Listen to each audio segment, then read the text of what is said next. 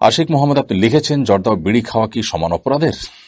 মাহমুদুল হাসান লিখেছেন, পাঠ্যপুস্তক থেকে শরীফার গল্প বাদ দেওয়ার সুপারিশ করেছে এই সংক্রান্ত বিশেষজ্ঞ কমিটি। বিষয়টাকে আপনি কিভাবে দেখেন? রোমান আফ্রিদি আপনি লিখেছেন, মা বাবার পা ধরে দোয়া নেওয়া যাবে কিনা? হমায়রা আর এইচ এআইডি থেকে আপনি লিখেছেন, দু একটি সন্তান নেওয়ার পর কি স্থায়ী জন্ম নিয়ন্ত্রণ ব্যবস্থা গ্রহণ করা যাবে? বিভিন্ন অনর্থক কাজে ব্যস্ততায় সময় বরকত পাই না, বিশেষ করে মোবাইলে অনেক সময় নষ্ট হয়, মতো অবস্থায় কিভাবে সময় বরকত লাভ করতে পারি? রওশনারা শেফা আপনি লিখেছেন, মৃতের পক্ষ থেকে কোরবানি করা যাবে কিনা?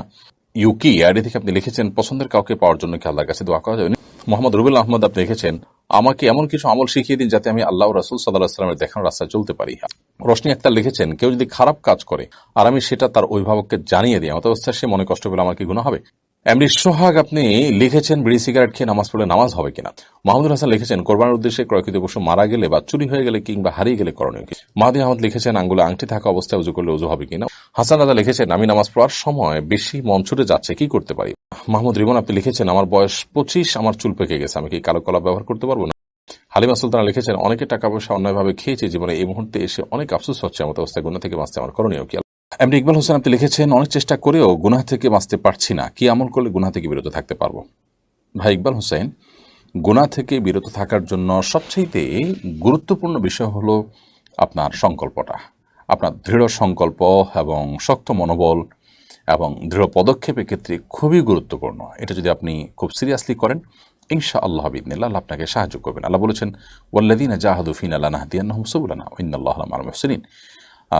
যারা আল্লাহর পথে যাওয়ার জন্য অনেক বেশি সিরিয়াস, আল্লাহর পথে অগ্রসর হতে যারা সাধনা করেন, রীতিমতো তার সর্বোচ্চ দিয়ে তিনি চেষ্টা করেন, তখন আল্লাহ রাব্বুল আলামিন তাদেরকে আল্লাহর পথে চলা সহজ করে দেন।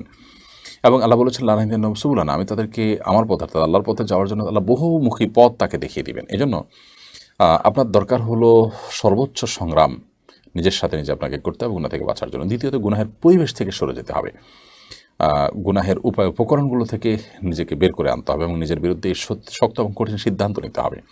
তৃতীয়ত হলো নেককার মুত্তাকি পরহেজগার মানুষগুলোর সান্নিধ্যে থাকতে হবে। চতুর্থ হলো আল্লাহ তাআলার কাছে দোয়া করবেন, আল্লাহ যেন গুনাহ মুক্ত জীবন গড়ার তৌফিক দান করেন। আলাদা করে আল্লাহর কাছে চাইবেন, চোখের পানি ফেলে ফেলে দোয়া কবুলের সময়গুলোতে। ইনশাআল্লাহ এই চতুর্মুখী চেষ্টা যদি থাকে, আল্লাহ তাআলা গুনাহ থেকে বেঁচে থাকাটা সহজ করে দিবেন। কতটুকু অন্যায় করলে একজন মুসলমান ব্যক্তি অন্য মুসলমান ব্যক্তিকে গালি দিতে পারে? কতটুকু অন্যায় করলে গালি দিতে পারে? ফিতা লাগবে, মিটার লাগবে না, যে কতদূর গেলে গালি দিতে পারে, এরপরে কতদূর গেলে ঘুষে দিতে পারে, তারপরে কতদূর গেলে একদম মেরে ফেলতে পারে। ভাইরা আমার, এ প্রশ্ন উত্তর হলো যে কোন মুসলমানকে কোনো অবস্থাতেই গালি দিতে পারে না, কোনো সুযোগ নাই। নবী করিম সাল্লাল্লাহু আলাইহি ওয়াসাল্লাম বলেছেন, সিবাবুল মুমিনে ফুসুক, সিবাবুল মুমিনে ফুসুক ওয়া কিতালুহু কুফর। কোন মুসলমানকে গালি দেওয়া এটা পাপ, এটা অপরাধ, এটা আল্লাহর অবাধ্যতা, এটা আল্লাহর নাফরমানি। আমরা অনেকে অবলীলায় গালি দিচ্ছি, বিশেষ করে সোশ্যাল মিডিয়াতে ঢুকলে সুবহানাল্লাহ, ইসলামিক গালি আছে, মানে ইসলামের স্বার্থে গালি আর কি।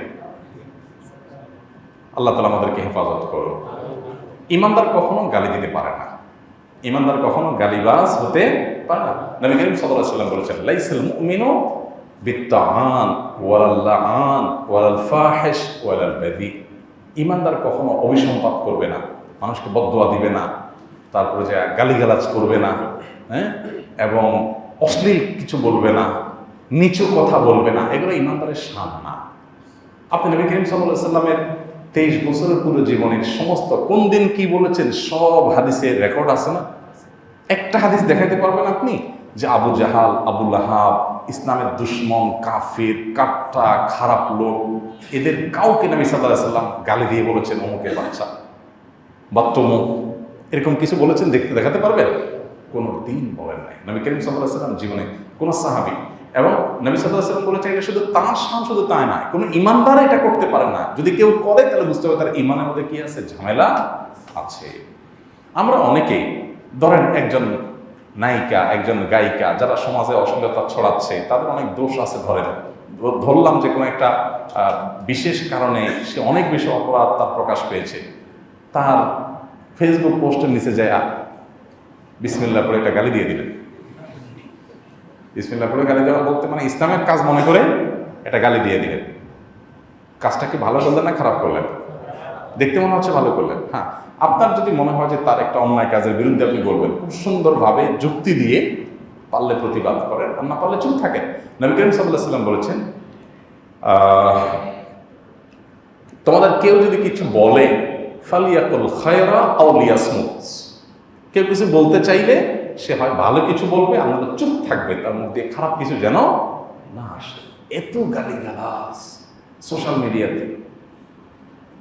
আমার জানা নাই যে আমাদের দেশে মানুষের মতো আমরা যত ফেসবুকে গালিগালাজ করি, রাজনৈতিক গালি আর ধর্মীয় গালি প্রতিপক্ষ পাইলেই হলো, এত গালিগালাজ পৃথিবীতে আর কোনো দেশে মানুষ করে কি না আমার জানা নাই।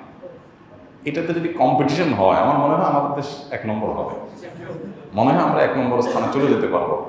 আল্লাহ তাআলা আমাদেরকে হেফাজত করবেন। ভাইরা আমার, আল্লাহর ওয়াস্তে জীবনে কখনো কাউকে গালিগালাজ করবেন না, কটু কথা বলবেন না, কোনো দিন না ভাই, যত যাই হোক যুক্তি দিয়ে পারলে বলবেন, সুন্দর করে পারলে বুঝাবেন, আর না হলে চুপ থাকবেন। খবরদার নিজের জবান নষ্ট করবেন।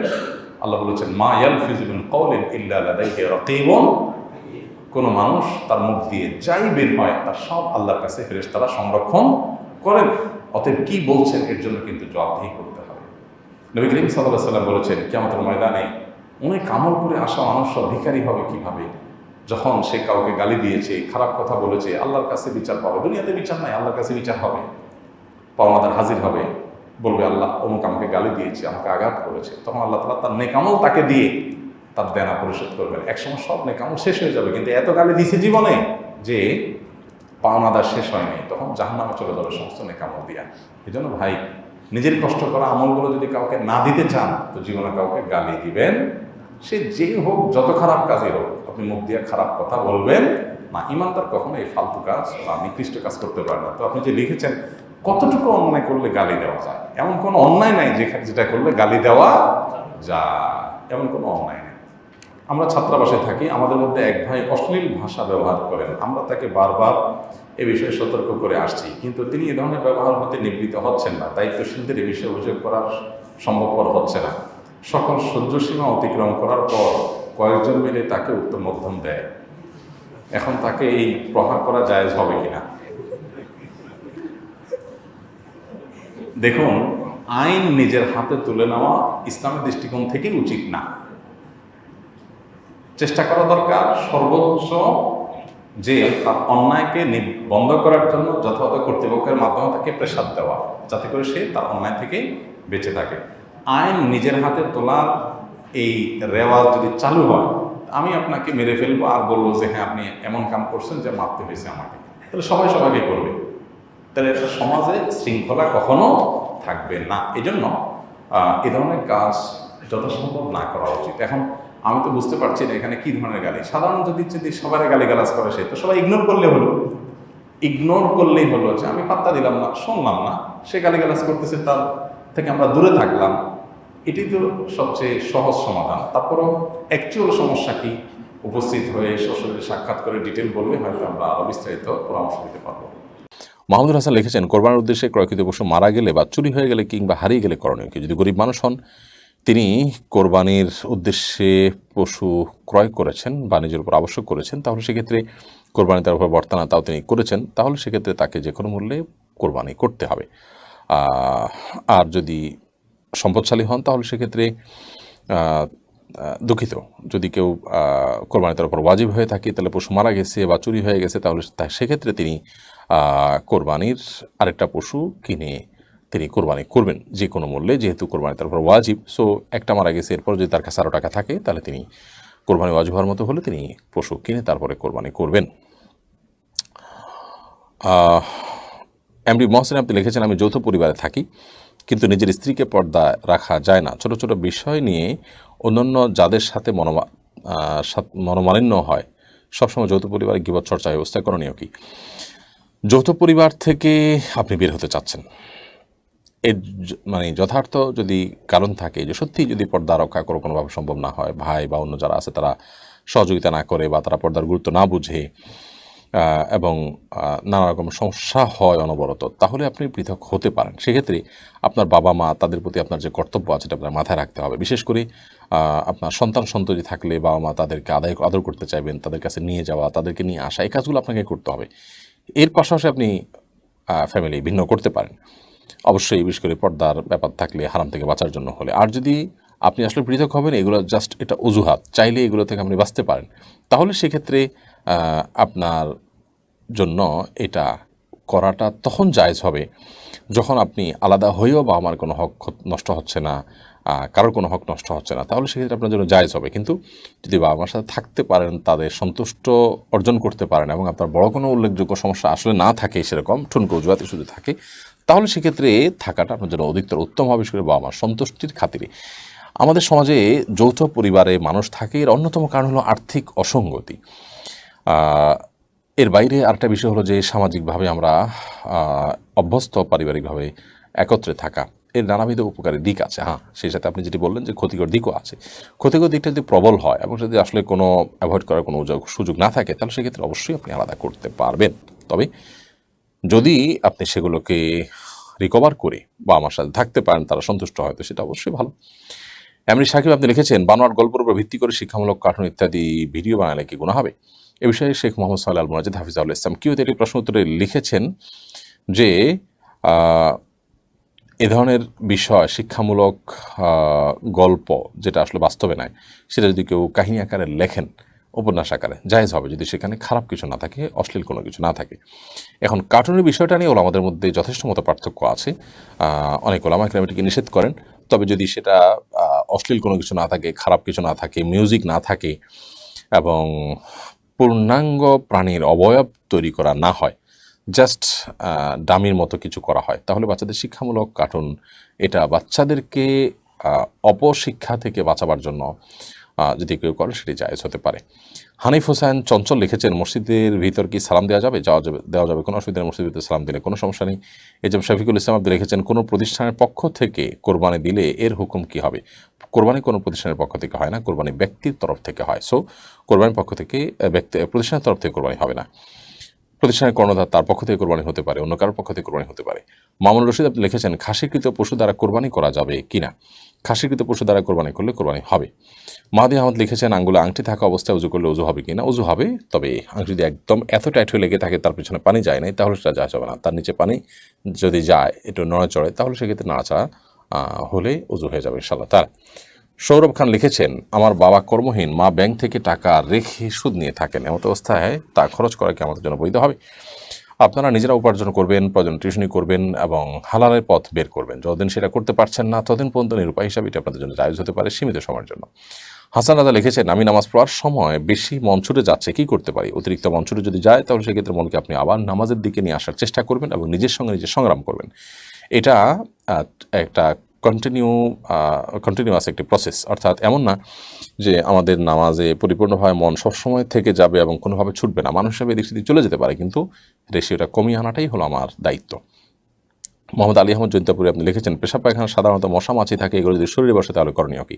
তাড়িয়ে দেবেন, কিন্তু ময়লা জায়গায় বসেছে সে মশা মাছি এসে শরীরে বসলে আমাদের শরীর নাপাক হবে না, কারণ তাদের শরীরে যে নাপাক লাগে সেগুলো পরিমাণ অনেক কম থাকে, আর এটা থেকে বাঁচা আসলে সম্ভব নয়। যার কারণে এটি সমস্ত আমাদের ঐক্যমতেই আমাদের নামাজ জায়েজ রাখবে। নামাজ এর জন্য এটি ক্ষতিকর নয়, আমাদের শরীর বা পোশাককে নাপাক করবে না এরকম মশা মাছি বসলে। নাজমুল ইসলাম লিখেছেন, কোরবানির পশুর বয়সসীমা কত হতে হবে? দাঁত দেখে পশু ক্রয় করা জরুরি কিনা? কোরবানির পশুর বয়সসীমা হলো, ওঁট যদি হয় তাহলে 5 বছর, আর যদি গরু হয় তাহলে 2 বছর, আর যদি ছাগল হয়, দুম্বা হয়, তাহলে সেক্ষেত্রে 1 বছর বয়সের হতে হবে। আর দাঁত দেখে বছর নিরূপণ করা এটা জায়েজ আছে, যেহেতু এটা অভিজ্ঞতার দ্বারা প্রমাণিত যে 2 দাঁত এর মানে 2 বছর, 1 দাঁতের মানে 1 বছর। সো এটা যারা অভিজ্ঞ বুঝেন, দাঁত পড়ে আবার যে উঠছে সেটা বুঝতে পারেন, অভিজ্ঞরা হাত দিয়ে যদি দেখে বুঝেন যে হ্যাঁ এখানে 2 দাঁত উঠেছে, গরুতে, ছাগলের ক্ষেত্রে 1 দাঁত হয়েছে, তাহলে সেটা 1 বছর হয়েছে বা 2 বছর হয়েছে, এটা প্রমাণিত হয়েছে, এর মাধ্যমে এর ভিত্তিতে আপনি কোরবানি করতে পারবেন। ফারহানা নিতু আপনি লিখেছেন, নতুন মায়েদের জন্য এই দুগ্ধদান করার সময় নামাজের ক্ষেত্রে কোনো কনসিডার করা হয় কিনা, নামাজ মাফ আছে কিনা? না, কোনো কনসিডার নেই। আগে পরে তিনি ফাঁক ফোকর করে নামাজ পড়ে নিতে হবে তাকে। নামাজ এমন একটা ইবাদত, আসলে এখানে কোনো কনসিডারের কোনো সুযোগ নেই। যে কোনো মূল্যে, যে কোনো অবস্থায় আপনি নামাজ পড়ে নেবেন। কাউসার আহমদ আপনি লিখেছেন, মসজিদের রুমে স্ত্রী নিয়ে থাকা যায় আছে কিনা? যদি মসজিদের রুম এমনভাবে তৈরি করা থাকে যে ইমাম সাহেব তার স্ত্রী নিয়ে, মজন সাহেব তার স্ত্রী নিয়ে থাকলেন, জায়েজ আছে অবশ্যই, ইমাম সাহেবের কক্ষ হিসাবে যখন থাকবে। কিন্তু সেটা যদি মসজিদের যে গাম্ভীর্য আছে সেটাকে নষ্ট করে এবং মসজিদের অভ্যন্তর দিয়ে চলাফেরা করতে হয়, এরকম যদি হয় তাহলে সেক্ষেত্রে সেটা জায়েজ হবে না, নানা কারণে সেটি জায়েজ হবে না। মাহমুদ রিমন আপনি লিখেছেন, আমার বয়স 25, আমার চুল পেকে গেছে, আমি কি কালো কলা ব্যবহার করতে পারবো? না, আপনি মেহেদি ব্যবহার করবেন এবং অন্য কোনো কালার প্রয়োজন ব্যবহার করবেন, কিন্তু কালো কলা ব্যবহার করবেন না। হালিমা সুলতানা লিখেছেন, অনেকে টাকা পয়সা অন্যায়ভাবে খেয়েছে জীবনে, এই মুহূর্তে এসে অনেক আফসোস হচ্ছে, এমন অবস্থায় গুনাহ থেকে বাঁচতে আমার করণীয় কি? আল্লাহ তাআলা আপনার প্রতি রহম করুন বোন হালিমা। এর জন্য আল্লাহর কাছে তওবা করবেন এবং যাদের টাকা খেয়েছেন তাদেরকে ফেরত দেওয়ার সম্ভব সুযোগ থাকলে তাদেরকে খুঁজে বের করে দিবেন। আর যদি সেটা না থাকে তাহলে আনুমানিক ফিগার কত হতে পারে সেটা বের করে আপনি আল্লাহর রাহে দান করে দিবেন তাদের তরফ থেকে। শাহিন ইকবাল শাফিন লিখেছেন, পড়াশোনার ক্ষেত্রে হিংসা করলে পাপ হবে কিনা? হিংসা সব ক্ষেত্রেই অপরাধ, তবে নবী করিম সাল্লাল্লাহু আলাইহি ওয়াসাল্লাম একটা হাদিস থেকে আমরা জানি যে তিনি বলেছেন দুটি বিষয়ে হিংসা করা যায়। এখানে হিংসা বলতে অবশ্য হিংসা বোঝাননি তিনি, মুহাদ্দিসগণ, হাদিস বিশেষজ্ঞগণ সেটাই বলেছেন, অর্থাৎ এখানে হিংসা বলতে তিনি ঈর্ষা বুঝিয়েছেন। আর সেটির একটি হলো ইলম বা জ্ঞান অর্জন, আরেকটা হলো আল্লাহ অনেক সম্পদ দিয়েছেন, আমার ঈর্ষা হবে যে আমার হলে আমিও দিব, কিন্তু তারটা দূর হয়ে যাক সেই কামনা করা হলো হিংসা, সেটা কোনো অবস্থাতে জায়েজ নেই। তাহমিলা বেগম লিখেছেন, আয়েশা মসজিদ থেকে ওমরা করা কতটুকু সহিহ বিষয়টি জানতে চাই। আয়েশা মসজিদ থেকে ওমরা করলে, এহরাম বেঁধে ওমরা করলে সংখ্যাগরিষ্ঠ ইমামদের মতো ওমরা হয়ে যাবে। যদিও সৌদি আরবের সমকালীন উলামা ইকরাম বিন বাজ ইবনে উসাইমিন রাহিমাহুল্লাহ সহ অন্যান্য উলামা ইকরাম তারা নিষেধ করেন, বলেন যে আয়েশা মসজিদ থেকে শুধু আয়েশা রাদিয়াল্লাহু তাআলা আনহার জন্য এহরাম পরে ওমরা করার অনুমতি নবী সাল্লাল্লাহু আলাইহি ওয়াসাল্লাম দিয়েছেন, এটি মিকাত নয় এবং অন্য কারোর জন্য অনুমতি দেন অন্য কেউ কোনো সাহাবী করতেন না। একজন মুসলমানের সবচেয়ে বেশি ক্ষতিগ্রস্ত হয় কোন গুনাহের মাধ্যমে? সবচেয়ে বেশি ক্ষতিগ্রস্ত হয় মুসলমান শিরকের মাধ্যমে। শিরকে যদি লিপ্ত হয় তখন তার ইমানটাই নষ্ট হয়ে যায়। ক্ষতিগ্রস্ত হওয়া বলতে তার নামে কাটা চলে যায় যখন সে শিরকে লিপ্ত হয়। আল্লাহ বলেছেন, ইন্না শিরকা লাযুলমুন আযীম, মহা অপরাধ হলো আল্লাহর সাথে শিরক করা। আমরা আল্লাহর সাথে নানাভাবে শিরক করে থাকি। দেখা যায় যে আমি সিজদা আল্লাহকে দিচ্ছি, কোনো কবর, কোনো মাজারে গিয়ে আমি কপাল রাখলাম, সিজদা করলাম, তাহলে যে সিজদা শুধু আল্লাহকে দেওয়ার কথা সেটা আমি মাজারেও দিচ্ছি, এটা হলো শিরক। আমি আমার সন্তানের জন্য, আমার নিজের জন্য, আমার ব্যবসার জন্য আল্লাহর কাছে দোয়া করছি, এই দোয়াটা আমি কোনো মাজারে গিয়ে মাজারও আল্লাহর কাছে বললাম যে খাজা বাবা আপনি দেন, তখন তাকে আমি আল্লাহর স্থানে বসাইলাম, এটা হলো শিরক, আল্লাহর পার্টনার সাব্যস্ত করা। এভাবে নানাভাবে আমরা শিরকে লিপ্ত হয়ে থাকি। এই শিরকে লিপ্ত হলো আল্লাহর কাছে সবচেয়ে বড় অপরাধ। আল্লাহ বলছেন, ইন্নাল্লাহা লা ইয়াগফিরু আন ইউশরাকা বিহি, আল্লাহর সাথে শিরক করা হলে এটা আল্লাহ মাফ করবেন না। অন্য গুনাহ আল্লাহ তাআলা যাকে ইচ্ছা তাকে মাফ করবেন। হ্যাঁ, শিরক করার পর যদি তওবা করে ফিরে আসে, লজ্জিত হয়ে অনুতপ্ত হয়, তাকেও আল্লাহ তাআলা আবার মাফ করে দিবেন। কেন শিরক সবচেয়ে বড় অপরাধ? দেখুন, আমি প্রায় সময় একটা এক্সাম্পল দিই। ধরুন কোনো একটা অনুষ্ঠানে দেশের প্রধানমন্ত্রী আসছেন, ওনার জন্য একটা চেয়ার রাখা আছে, একটা ফুলের মালা রাখা আছে, ফুলের তোড়া রাখা আছে। এখন ওনার পাশাপাশি যদি আরেকটা চেয়ার রাখা হয়, একই সাইজের, একই রকমের ফুলের মালা রাখা হয়, কার জন্য? ওই এলাকার মেম্বার সাহেবের জন্য বা চৌকিদার সাহেবের জন্য। চৌকিদার সাহেব মানুষ, মেম্বার সাহেব মানুষ, দিন শেষে রাখা হলো। প্রধানমন্ত্রী যদি ওখানে আসেন এবং এটা যদি দেখেন যে ওনাকে যে যে মালা দিয়ে, যে যে তোড়া দিয়ে, যে যে চেয়ার দিয়ে সম্বর্ধনা সম্মান দেওয়া হলো, ওই এলাকার চৌকিদার সাহেবকেও সেম জিনিস দেওয়া হয়েছে, বলেন প্রধানমন্ত্রীর কাছে জিনিসটা কেমন লাগবে? কেমন লাগতে পারে? এর বিপরীতে যদি এমন হতো যে প্রধানমন্ত্রীকে চেয়ার দেওয়া হয়েছে, চেয়ারটা ভাঙা, ফুলের তোড়া দেওয়া হয়েছে, ফুলের তোড়াটাতে দু একটা ফুল পচা, কোনো ত্রুটি বিচ্যুতি আছে, অর্থাৎ ওনার সম্মানে যদি একটু কমও করে, হয়তো সেটা বকাঝকা দিয়ে, পানিশমেন্ট দিয়ে উনি এটাকে একটা পর্যায়ে মেনে নেবেন। কিন্তু তারই অধীনে চাকরি করা একজন চৌকিদার বা একজন মেম্বার বা একজন সাধারণ মানুষ, দিন শেষে দুজনই মানুষ, কিন্তু তারপরও তাকে একই রকম মর্যাদা যদি দেওয়া হয়, এটা তার জন্য বিশাল বড় অপমানের ব্যাপার হবে, ঠিক না? এটাকে উনি খুব জঘন্য অপরাধ হিসাবে নেবেন। ঠিক একইভাবে আপনি আল্লাহর কোনো আদেশ লঙ্ঘন করেছেন, কোনো নিষেধ লঙ্ঘন করেছেন, আপনি অবশ্যই অন্যায় করেছেন। তবে আল্লাহকে সেজদা দিয়ে আপনি আরেকজনকে সেজদা দিলেন, আল্লাহর একটা সৃষ্টি, এখানে তো দুইজন মানুষ, প্রধানমন্ত্রী মানুষ, তিনিও মানুষ। হতে পারে যে ওই লোকটা আল্লাহর কাছে প্রধানমন্ত্রীর সাথে বেশি প্রিয় হতে পারে, এরপরও যদি সেটা দোষের হয়, এত বড় আয়েবের হয়, তাই এবার আসেন যেখানে স্রষ্টার সৃষ্টি, সেখানে সৃষ্টিকে যদি স্রষ্টার জায়গায় নিয়ে রাখেন, তাহলে সেটা স্রষ্টা সেটাকে কত খারাপভাবে নেবেন, এটা কত বড় অপরাধ হবে। আমরা অনেকে বুঝতে চাই না, মনে করি যে শিরক কেন বড় অপরাধ হয়। শিরক বড় অপরাধ হওয়ার আরেকটা বড় কারণ হলো মানবতার অপমান। মানবতা, আপনি একটা মানুষ খুন করেছেন, আপনি অপরাধ করেছেন, আপনি অন্যায় করেছেন, কিন্তু আল্লাহর সাথে শিরকে লিপ্ত হয়েছেন, তার চেয়ে বড় অন্যায় করেছেন। কেন?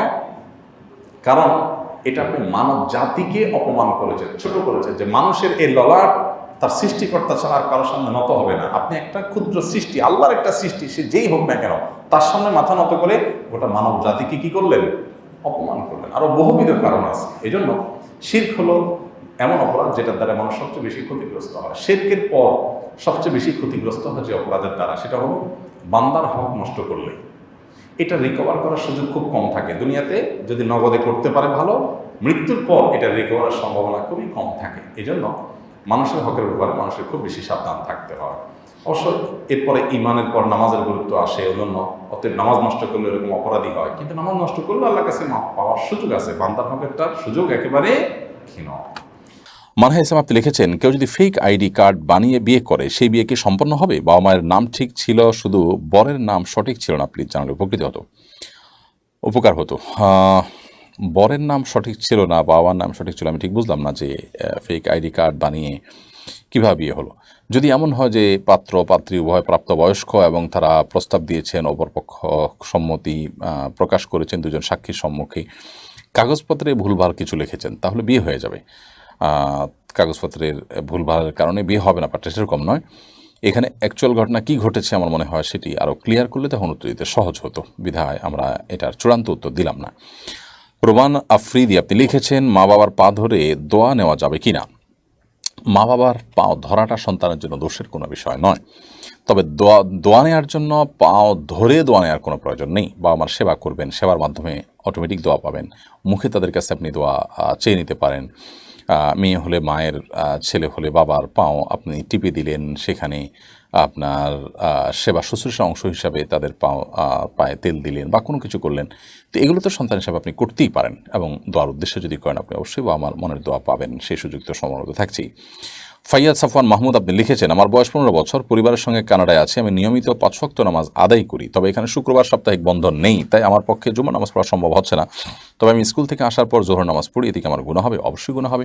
ইচ্ছাকৃতভাবে আপনি জুমার নামাজ যদি 3 সপ্তাহ পর পর ত্যাগ করেন, তাহলে সেক্ষেত্রে মুসনাদে আহমদের একটা হাদিস রয়েছে যে অন্তরে আল্লাহ তাআলা মোহর মেরে দেন। ঈমান এবং কুফরের মধ্যে পার্থক্য করবার মতো শক্তি মানুষ হারিয়ে ফেলে যদি এরকম পরিস্থিতি কেউ পড়ে। এজন্য আমাদের উচিত হবে, আমাদের কর্তব্য হবে যে আমরা যে কোনো বললে 5 ওয়াক্ত নামাজ পড়ব, আমাদের ক্ষেত্রে কোনো প্রকার কম্প্রোমাইজ করব না। আল্লাহ তাআলা আমাদেরকে তৌফিক দান করুন সেটি করার। আপনি যেখানে আছেন সেই পরিবেশে আপনাকে যেতে কেউ বাধ্য করেন, আপনি ইচ্ছাকৃতভাবে এমন একটা পরিবেশে গেছেন যেখানে নামাজ পড়তে পারছেন না। আপনাকে যদি আমি বলি এমন একটা পরিবেশে চলেন যেখানে আপনি নিঃশ্বাস নিতে পারবেন না, আপনি কি যাবেন? ঠিক একইভাবে একজন ইমানদারের জন্য নামাজ নেওয়াটা সেরকম গুরুত্বপূর্ণ। আমার জীবন রক্ষা করা যেরকম গুরুত্বপূর্ণ, ইমান রক্ষা করা তার চেয়ে বেশি গুরুত্বপূর্ণ। সো আমার ইমানই টিকবে না, আমার নামাজ পড়তে পারবো না, সে জায়গায় আমি কেন থাকবো? প্রয়োজনে যেখানে আসেন সেখানে 2-3 শিক্ষার্থী মিলে আপনারা নামাজ পড়ে ফেলবেন, তারপর আপনাকে নামাজ পড়তে হবে। অথবা আপনার সহপাঠী যারা আছে, যারাই আছে মুসলমান, যেই দেশেই হোক না কেন, 3 জন হলে যে কোনো একজন ইমামতি করে 5 মিনিট 10 মিনিটের মধ্যে আপনি জুমার নামাজের আয়োজন করতে পারেন। ছোট্ট করে খুতবা দিলেন, 1-2 মিনিটের মধ্যে নামাজ পড়লেন 2 রাকাত, তাতে ইনশাআল্লাহ আপনার জুমার আদায় হবে। কিন্তু এসে জোহর পড়লে নিয়মিত সেটি আদায় হবে না, এটি গুনাহ হবে আপনার জুমা ত্যাগ করার কারণে। আমার গল্পটায় শুধুই তুমি আইডি থেকে আপনি লিখেছেন, আমি সৌদিতে টানেলের ভিতর কাজ করি, কাজের সময় হাতে ও কাপড়ে গ্রিস লেগে যায়, গ্রিস লাগা কাপড় পরে নামাজ পড়লে নামাজ হবে কিনা? নামাজ হয়ে যাবে, কাপড়ে লাগলে নামাজ হয়ে যাবে, কিন্তু হাতে যদি লাগে তাহলে হাত পরিষ্কার করে তারপর ওযু করতে হবে, তাহলে ইনশাআল্লাহ নামাজ হবে। আলফাজ আকাশ আপনি লিখেছেন, আমি একজন চাল ব্যবসায়ী, চিনিগুড়ার চাল বিভিন্ন কোম্পানিতে সরবরাহ করে থাকি। কিছু কোম্পানি চিনিগুড়ার সঙ্গে 20% অন্য চাল মিশিয়ে বিক্রি করেন, 20 ভাগ চাল মিক্স করে সরবরাহ করা যাবে কিনা? অবশ্যই সেটা প্রতারণা হবে, অবশ্যই সেটা হারাম হবে, জায়েজ হবে না। যদি মার্কেটের সব চালই এরকম হয় তাহলে সেক্ষেত্রে আপনি খোলা বলবেন মানুষকে, প্রতারণা করবেন না। মুশকিল হলো সেক্ষেত্রে আপনার কাছে অনেকে কিনবে না, কিন্তু আপনি ক্রেতাকে যদি আপনি আশ্বস্ত করেন যে অন্য সমস্ত চালের সাথে মিলান, সেক্ষেত্রে কিছু ক্রেতা হয়তো আপনি পাবেন। আমি জানি যে আজকাল সমাজটা রন্ধ্রে রন্ধ্রে এত বেশি অপরাধে ভরে গেছে যে যারা সৎ তাদের জন্য টিকে থাকা কঠিন হয়ে যাচ্ছে। কারণ যিনি 20% অন্য চাল মিশিয়ে বিক্রি করছেন এই চিনিগুড়া চালকে, তিনি নিশ্চয়ই দামের ক্ষেত্রে আপনার চাইতে কম বিক্রি করতে পারবেন, যেহেতু আপনি পিওর দিচ্ছেন। তো সেক্ষেত্রে আপনি খোলা পিওর দিয়ে তার দাম বেশি কেন সেটা আপনি ব্যাখ্যা করে বিক্রি করলেন। আমার মনে হয় যে মানুষ এই অসততার এই ডামাডোলের মধ্যে সৎ ব্যবসায়ীদের পিওর জিনিস বেশি দামে নেওয়ার জন্য অনেক মানুষ প্রস্তুত আছে। হয়তো বিক্রি কম হবে, হয়তো তার মতো আপনার প্রফিট হবে না, কিন্তু দিন শেষে আপনার জাহান্নাম তো হলো না, আপনার জান্নাত নিশ্চিত থাকলো। এই জন্য নিজের জাহান্নামের পথ বন্ধ করবার জন্য জান্নাতের পথ সুগম হওয়ার প্রয়োজনে সে স্বার্থে আপনাকে অবশ্যই সততার পথে চলতে হবে। কোনো অবস্থাতে আপনার জন্য প্রতারণা করা যায় হবে না। অন্যরা করছে তাই আমি করব, এরকম করার কোনো সুযোগ নেই। হুমায়রা আর এইচ এআইডি থেকে আপনি লিখেছেন, 2-1টি সন্তান নেওয়ার পর কি স্থায়ী জন্ম নিয়ন্ত্রণ ব্যবস্থা গ্রহণ করা যাবে? না, স্থায়ী জন্ম নিয়ন্ত্রণ ব্যবস্থা গ্রহণ করা যাবে না, এটি হারাম।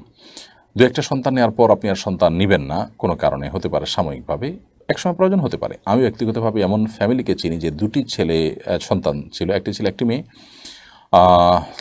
ছেলে কোনো একটা দুর্ঘটনায় মারা গেছে, অ্যাক্সিডেন্টে বা এরকম কিছুতে। মেয়েকে বিয়ে দেওয়া হলো, মেয়ের স্বামীর নানা টর্চার কারণে মেয়েটাও একসময় আত্মহত্যা করেছে। আল্লাহ মাফ করুক, তারা লাইগেশন করে ফেলেছেন, স্থায়ী জন্ম নিয়ন্ত্রণ করে ফেলেছেন, এখন তাদের সন্তান নেওয়ার সুযোগও নেই। কেন ইসলাম আমাদেরকে কোনো কিছু নিষেধ করে সেটি বুঝবার জন্য হয়তো আমাদের অপেক্ষা করতে হয়। স্থায়ী জন্ম নিয়ন্ত্রণ পদ্ধতি ব্যবহার করা যায় নাই। আমরা সাময়িক জন্ম নিয়ন্ত্রণ ব্যবস্থা গ্রহণ করতে পারি যদি শরীয়ী কোনো যুক্তি থাকে বা ওজোর থাকে। কি খাওয়াতে পারবো না বেশি সন্তান হলে, এই চিন্তা থেকে জন্ম নিয়ন্ত্রণ কোনোভাবেই করা যায় নেই। জিন্নাত সুলতান আপনি ইউটিউব চ্যানেল থেকে লিখেছেন, বিভিন্ন অনর্থক কাজের ব্যস্ততায় সময় বরকত পাই না, বিশেষ করে মোবাইলে অনেক সময় নষ্ট হয়। মতো অবস্থায় কীভাবে সময় বরকত লাভ করতে পারি? মোবাইলে নিশ্চয়ই সোশ্যাল মিডিয়াতে আপনি অনেক বেশি সময় নষ্ট করে থাকেন। আমার মোবাইল থেকে ফেসবুক এবং ইউটিউব আমি ডিলিট করে ফেলেছি, এবং এগুলো পিসি বা ল্যাপটপে আমি দেখার চেষ্টা করি। আর যাদের সে বিকল্প নাই, তারা মোবাইলে নানাভাবে আপনি অ্যাপ ব্যবহার করাটা আপনার জন্য কঠিন করে ফেলতে পারেন। সেটাকে আপনি এমনভাবে করতে পারেন যে 5 মিনিট পর অটোমেটিক লক হয়ে যাবে, আবার পাসওয়ার্ড দিয়ে খুলতে হবে। আপনি নির্দিষ্ট সময় দিলেন, এই সময়ের বাইরে আপনি এটা খুলবেন না। নিজের উপর নিজের সেরকম আপনার শক্ত শর্ত আরোপ করলেন, প্রয়োজন একটা বাটন ফোন সাথে রাখলেন, প্রয়োজন আপনি সোশ্যাল মিডিয়া থেকে বেরিয়ে আসলেন যদি আপনার বিশেষ কোনো ক্ষতি না হয়, তাহলে সেক্ষেত্রে ইনশাআল্লাহ আবিদিল্লাহ এই আসক্তি থেকে আমরা রক্ষা পেতে পারি। বেলায়েত হোসেন আপনি লিখেছেন, বদলি হজ আদায়কারী কি হজের সমান সওয়াব পাবে? বদলি হজের মূল সওয়াবটা যার পক্ষ থেকে বদলি হজ হবে তিনিই পাবেন, পাশাপাশি তার পক্ষ থেকে যিনি আদায় করছেন আল্লাহ তাআলা তাকেও মাহরুম করবেন না, তিনি সওয়াব পাবেন ইনশাআল্লাহ তাআলা। আব্দুল মমিন আপনি লিখেছেন, কোনো মানুষ যদি কৃত্রিম দাঁত লাগায় তাহলে মৃত্যুর পর তার ওই দাঁত কি খুলে দাফন করতে হবে? কৃত্রিম দাঁত যদি লাগান কেউ, তাহলে সেক্ষেত্রে দাফন করার আগে সেই কৃত্রিম দাঁত রূপার হয়ে থাকে, অনেক সময় দামি ধাতবের হয়ে থাকে, সেক্ষেত্রে সেটা লাশের সাথে যাওয়ার কোনো যুক্তি নেই, সেটা আপনি অবশ্যই খুলে ফেলবেন, যেহেতু একটা মূল্যবান বস্তু, সেটা তার সাথে থাকাতেও যুক্তি নেই। তবে যদি এরকম আহামরি কোনো মূল্যবান না হয়, তাহলে তার সাথে গেলেও কোনো অসুবিধা নেই। রওশনারা শেফা আপনি লিখেছেন, মৃতের পক্ষ থেকে কোরবানি করা যাবে কি না, সেই গোশত কি নিজেরা খেতে পারবে? মৃত ব্যক্তির পক্ষ থেকে কোরবানি করা যাবে, এবং যিনি মৃত ব্যক্তির তরফ থেকে কোরবানি করলেন, গোশতটা তিনি তার নিজের গোশতের মতো করে নিজে খাবেন, অন্য মানুষকে দান করবেন এবং গরিব দুঃখীদেরকে দিবেন, সব কিছু তিনি করতে পারবেন। ওজাওয়া ইউকি আইডি থেকে আপনি লিখেছেন, পছন্দের কাউকে পাওয়ার জন্য কি আল্লাহর কাছে দোয়া করা যাবে? নির্দিষ্ট কোনো ব্যক্তিকে পাওয়ার জন্য দোয়া করাটা অনুচিত, বরং বলতে হবে, আল্লাহ যদি কল্যাণ হয় আপনি সহজ করে দিন, অকল্যাণ আপনি দূর করে দিন, আমার অন্তর থেকে তাকে দূর করে দিন। দেলোয়ার হোসেন আপনি লিখেছেন, আমার হাতের 6 আঙ্গুল ছিল, একটা কেটে ফেলা হয়েছে, এতে কি গুনাহ হবে? কোনো নিশ্চয়ই যৌক্তিক কারণে চিকিৎসার প্রয়োজনে কাটা হয়েছে, এরকম যদি হয়, 6টা আঙ্গুল ছিল যেহেতু, একটা তো নিশ্চয়ই অতিরিক্ত ছিল, এটা অসুস্থতা, অতএব সেটা কেটে ফেলাটা অবশ্যই গুনাহের বিষয় নয়, এটি আপনার চিকিৎসারই অংশ। মোহাম্মদ রুবেল আহমদ আপনি লিখেছেন, আমাকে এমন কিছু আমল শিখিয়ে দিন যাতে আমি আল্লাহ রাসূল সাল্লাল্লাহু আলাইহি ওয়াসাল্লামের দেখানো রাস্তায় চলতে পারি। আপনি ঈমানকে বিশুদ্ধ রাখার চেষ্টা করবেন শিরক থেকে, কুফর থেকে, নেফাক থেকে, এবং প্রত্যেকটা ফরজ আমল করার চেষ্টা করবেন, কোনো মানুষের কোনো কষ্টের কারণ হবেন না, প্রত্যেকটা মানুষের হক আদায় করবেন, এবং নবী সাল্লাল্লাহু আলাইহি ওয়াসাল্লামের সবগুলো সুন্নাহকে খুঁটে খুঁটে আমল করার চেষ্টা করবেন। ইনশাআল্লাহ বিদিল্লাহ এটাই হলো জান্নাতের পথ এবং আল্লাহ এবং রাসূল সাল্লাল্লাহু আলাইহি ওয়াসাল্লাম বাতানো পথের খোলাসা এবং সারসংক্ষেপ। মোহাম্মদ রহমত লিখেছেন, কাবার সামনে নামাজ পড়ার সময় কি কাবার দিকে তাকাতে হবে নাকি নিচে তাকিয়ে নামাজ শেষ করতে হবে? না, কাবার দিকে তাকানো যাবে না। আমরা যারা উমরা করতে বা হজ করার জন্য মক্কাতে যাই, আমরা অনেকে কাবার দিকে তাকিয়ে থাকি। কাবার দিকে তাকানো নিষেধ। আমরা যখন নামাজ পড়বো তখন নামাজ পড়ার সময় সেজদার জায়গা এরিয়ার মধ্যে আমাদের নজর থাকবে। আমরা এভাবে সোজা হয়ে আপনার মাথা সোজা করে কাবার দিকে তাকিয়ে থাকবো না। কখনো কাবার দিকে চলে গেছে ভিন্ন কথা, বাট কাবার দিকে তাকানো নামাজের মধ্যে মাকরুহ। ফরিদুদ্দিন আপনি লিখেছেন, ঋণ করে কোরবানি করা যাবে কিনা? ঋণ করে কোরবানি করা যাবে যদি ঋণ পরিশোধ করবার মতো ব্যবস্থা থাকে। অবশ্যই ঋণ করে আপনি কোরবানি করতে পারবেন। আপনার সেই ভরসা যদি থাকে যে আমি ঋণ করব তবে সেটা পরিশোধ করব। হ্যাঁ, যদি এমন হয় যে ঋণ করে পরিশোধ কোরবানি করছেন, ঋণ আদৌ পরিশোধ করতে পারবেন বলে আপনার মনে হয় না, সেরকম কোনো আপাত দৃষ্টিতে উপায় নেই, তাহলে এইভাবে ঋণ করে কোরবানি করার তো কোনো প্রয়োজন নেই, বরং সেটি কোনো কোনো ক্ষেত্রে আপনার জন্য নাজায়েজও হতে পারে। এরপরে ইকরাম মাহমুদ আপনি লিখেছেন, আমার দাড়ি কম, আমি যদি মলম দিয়ে চাপ দাড়ি উঠাই তাহলে কি গুনাহ হবে? যদি এতে শারীরিক কোনো ক্ষতির আশঙ্কা থাকে তাহলে জায়েজ হবে না। যদি ক্ষতির আশঙ্কা না থাকে, কোনো প্রকার সাইড এফেক্ট না থাকে, তাহলে এটা জায়েজ হতে পারে। সাধারণত এই সমস্ত বিষয়গুলোতে নানাভাবে ক্ষতির আশঙ্কা থাকে আমি যতটুকু জানি। তো আল্লাহ তাআলা যে দাড়ি কম দিয়েছেন সেটার পরে সন্তুষ্ট থাকাই আপনার উচিত। অহেতুক সেটার জন্য পেরেশান হওয়া আপনার উচিত নয়। বিশেষ করে এক্ষেত্রে দাড়ি বেশি হলে যে সওয়াব বেশি হবে, কম হলে সওয়াব কম হবে, এমন কোনো কথা নেই। প্রত্যেকটা দাড়িতে 70,000 ফেরেশতা করে থাকে, আমার দাড়ি কম, ফেরেশতা কম থাকে, এই যে চিন্তা ভাবনা, এটা ভুল। কারণ এই প্রত্যেক দাড়িতে 70,000 ফেরেশতা থাকার কোনো কথা বিশুদ্ধ হাদিস দ্বারা প্রমাণিত নয়। অতএব দাড়ি কম থাকলে সেটার মধ্যেই আল্লাহ তাআলা আপনার জন্য কল্যাণ নিহিত রেখেছেন এবং সওয়াবের ঘাটতি আপনার হবে না। রোশনি আক্তার লিখেছেন, কেউ যদি খারাপ কাজ করে আর আমি সেটা তার অভিভাবককে জানিয়ে দিই, আমার অবস্থা সে মনে কষ্ট পেলে আমার কি গুনাহ হবে? তার সংশোধনের জন্য যদি আপনি জানান তাহলে আপনার গুনাহ হবে না। তিনি মনে কষ্ট পেলেও আপনি গুনাহগার হবেন না, কারণ আপনি তার কল্যাণ কামনা করেছেন। সো আপনার এই জানানোটা দোষের হবে না ইনশাআল্লাহ তাআলা। ইন্নামাল আমালু বিন্নিয়াত, আপনি কেন করেছেন এটা হলো মূল বিষয়। তার কল্যাণকামী হয়ে করেছেন, তার ইনশাআল্লাহ গুনাহগার আপনি হবেন না। এমনি সোহাগ আপনি লিখেছেন, বিড়ি সিগারেট খেয়ে নামাজ পড়লে নামাজ হবে কিনা? নামাজ তো হয়ে যাবে, কিন্তু বিড়ি সিগারেট খেয়ে নামাজ পড়লেন, বিড়ি সিগারেট খাওয়া গুনার কাজ, সেটার কারণে গুনাহগার হবেন এবং এর জন্য মুখে দুর্গন্ধ দূর করে আপনাকে নামাজে অগ্রসর হতে হবে। আব্দুল আহাদ লিখেছেন, প্রায় ওযু কিংবা গোসলের সময় বাথরুমে দাঁড়িয়ে দাড়ি ঝরে পড়ে, উক্ত দাড়ি বাথরুমের পানির সঙ্গে গেলে কোনো গুনাহ হবে কিনা? না, কোনো গুনাহ হবে না, অনিচ্ছাকৃতভাবে এরকম তো হতেই পারে। এমনি মানুষের শরীরে যে কোনো অঙ্গ ময়লা আবর্জনা ড্রেন ইত্যাদিতে না ফেলে মাটিতে বা খোলা জায়গায় সেটা ফেলা উচিত। এটা মানব দেহের প্রতি সম্মানের অংশ। বাট এরকম এক দুটা পড়ে গেছে, নিজের অজান্তে চলে গেছে, কোনো গুনাহ হবে না ইনশাআল্লাহ। অতি সম্প্রতি ঢাকা বিশ্ববিদ্যালয়ের একজন সাবেক শিক্ষক নারীদের বোরকা এবং হিজাব নিয়ে বিরূপ মন্তব্য করেছেন এবং তিনি তার ওয়ালে এ ধরনের পোস্ট প্রায় করে থাকেন। এই ব্যক্তি সম্পর্কে আপনার মন্তব্য কী? দেখুন, এই বিষয়টি বেশ ব্যাপকভাবে প্রচারিত হয়েছে, সমালোচিত হয়েছে, বিতর্কের জন্ম দিয়েছে। আমরা দেখেছি একজন বেশ বয়োজ্যেষ্ঠ সাবেক বিশ্ববিদ্যালয়ের শিক্ষক, তিনি বোরকা পরা মেয়েদের বোরকা এবং হেজাব নিয়ে উৎসাহ প্রকাশ করেছেন, বিরক্তি প্রকাশ করেছেন।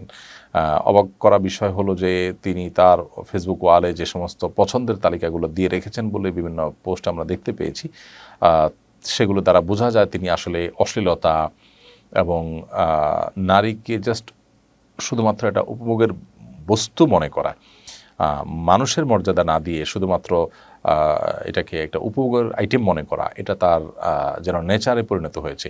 তো এই ধরনের মানুষ তো আসলে বোরকার প্রতি তাদের উৎসাহ প্রকাশ করাটাই স্বাভাবিক, কারণ বোরকা যারা পরে থাকে তাদেরকে মনের মতো তাদের দ্বারা হারাম স্বাদ নিতে পারেন না, তাদের নিয়ে বাজে কল্পনা জল্পনা করা, নোংরা চিন্তা করা সুযোগ পান না। এই জন্য তাদের তো এগুলো নিয়ে উৎসাহ প্রকাশ করাটাই স্বাভাবিক।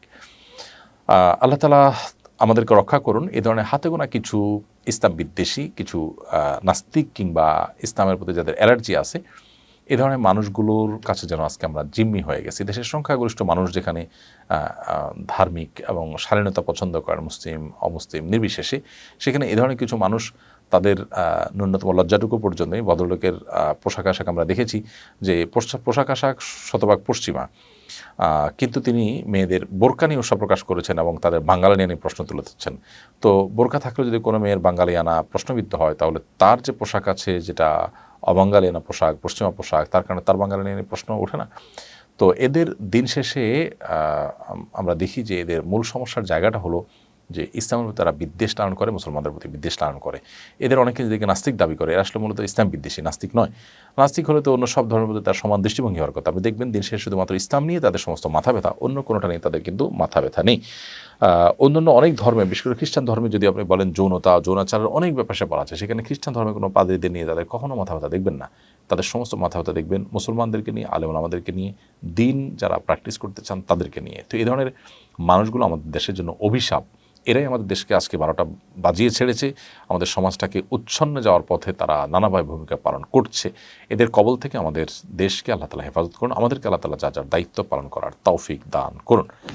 সাইফুল্লাহ শাওন আপনি লিখেছেন, হিংসা ও অহংকার থেকে বেঁচে থাকার উপায় কি? হিংসা এবং অহংকার এই দুটি কিন্তু খুবই ভয়াবহ অপরাধ এবং কবিরা গুনাহ। সৃষ্টি জগতের প্রথম অপরাধ যেটি সংগঠিত হয়েছে সেটি হলো যে হিংসা, এরপরে অহংকার। ইবলিস আদম আলাইহিসসালামের শ্রেষ্ঠতা এবং মর্যাদা দেখে হিংসা করেছে এবং অহংকার করেছে। এই জন্য হিংসা এবং অহংকার ইবলিসকে ইবলিসে পরিণত করেছে। এই জন্য এগুলো থেকে বেঁচে থাকতে হবে। হিংসা বলা হয় কারোর কল্যাণ দেখার পর নিজের মধ্যে খারাপ লাগায় কাজ করা, কিংবা কারোর কল্যাণ দেখার পর সেটাকে হিংসা করা, তার থেকে সে কল্যাণটা দূরীভূত হয়ে যাওয়ার কামনা করা, এটাই হিংসা। আর অহংকার হলো অন্য তুলনায় নিজেকে শ্রেষ্ঠ মনে করা, অন্যদেরকে তুচ্ছ মনে করা, এগুলো হলো অহংকার। তো হিংসা এবং অহংকার এগুলোর থেকে বাঁচার জন্য, বিশেষ করে হিংসা থেকে বাঁচার জন্য যার প্রতি হিংসা হয় তার জন্য আরও বেশি বেশি করে দোয়া করতে হবে, তার কল্যাণ কামনা করতে হবে। যত বেশি তার কল্যাণ কামনা করবেন, তার জন্য দোয়া করবেন, তত বেশি তার প্রতি যে হিংসা আছে সেটা তত দ্রুততার সাথে দূর হয়ে যাবে। বিধায় কারোর প্রতি হিংসা হলে আরও বেশি বেশি করে তার কল্যাণ কামনা করা উচিত, নিজের ইচ্ছার বিরুদ্ধে তার জন্য দোয়া করা উচিত। এর মাধ্যমে আশা করা যায় ইনশাআল্লাহ বিইذনিল্লাহ নিজের মনের মধ্যে থাকার হিংসা দূর হয়ে যাবে। এর পাশাপাশি অহংকার থেকে বাঁচার জন্য কোনো ব্যক্তিকে তাচ্ছিল্য না করা এবং সত্য জানার পর সেটাকে স্বীকার করতে কার্পণ্য না করা, এগুলোর কসরত করা উচিত। এবং আল্লাহ তাআলার কাছে দোয়া করা যেতে পারে, আল্লাহুম্মা জাআলনি ফি আইনি সগীরা ওয়া ফি আ'য়ুনিন নাসি কাবীরা। হে আল্লাহ, আপনি আমাকে আমার নিজের চোখে আপনি আমাকে ছোট করে দিন এবং অন্যদের চোখে আমাকে আপনি বড় করে দিন। এই মর্মে আল্লাহ সুবহানাহু ওয়া তাআলার কাছে দোয়া করা যেতে পারে। ইনশাআল্লাহ এর মাধ্যমে আশা করা যায় আল্লাহ তাআলা আমাদেরকে বিনয়ী হওয়ার তৌফিক দেবেন এবং অহংকার থেকে মুক্তি দান করবেন। মাহিয়া আপনি লিখেছেন, অজু করার পর চুল দেখা গেলে কি অজু ভেঙে যাবে? অজু করার পর যদি চুল দেখা যায় তাতে অজু ভঙ্গ হবে না, কারণ আসলে অজু ভঙ্গের সাথে চুল দেখা যাওয়া না যাওয়ার কোনো সম্পর্ক নেই। অজু ভঙ্গের সাথে মূলত অপবিত্র হওয়ার সম্পর্ক রয়েছে। অর্থাৎ যদি কেউ অজু করার পর তার পবিত্রতা নষ্ট হয়, সেটা পেশাব পায়খানা করার মাধ্যমে হতে পারে, কিংবা বায়ুত্যাগ করার মাধ্যমে হতে পারে, ঘুমের মাধ্যমে বায়ুত্যাগের সম্ভাবনা তৈরি হয় তার মাধ্যমে হতে পারে, রক্ত ইত্যাদি বের হওয়ার মাধ্যমে হতে পারে। কিন্তু চুল দেখা গেলে এখানে আসলে শরীরের কোনো অপবিত্র বস্তু সেখানে বের হওয়ার মতো ঘটনা ঘটে না, যার কারণে এটি অজু ভঙ্গের কোনো কারণ নয়। মা বোনদের অজু করার পর চুল দেখা গেল, মাথার কাপড় খুললো, এমনকি পোশাক আশাক পরিবর্তন করলেন, তাতেও কিন্তু অজু ভঙ্গ হবে না। নয়ন হাসান জয় আপনি লিখেছেন, আপন জেঠা অর্থাৎ বাপের ভাই, আপন জেঠার ছেলে আমার জেঠাতো ভাই, জেঠার মেয়ে আমার ভাস্তি হয়। আপন জেঠার ছেলের মেয়েকে বিয়ে করা জায়েজ হবে কি না বলবেন সহি রেফারেন্স সহকারে। ভাই নয়ন, আপনার প্রশ্নের উত্তর হলো যে আপন চাচাতো ভাই, জেঠাতো ভাই, যেটাই বলেন একই কথা প্রযোজ্য হবে।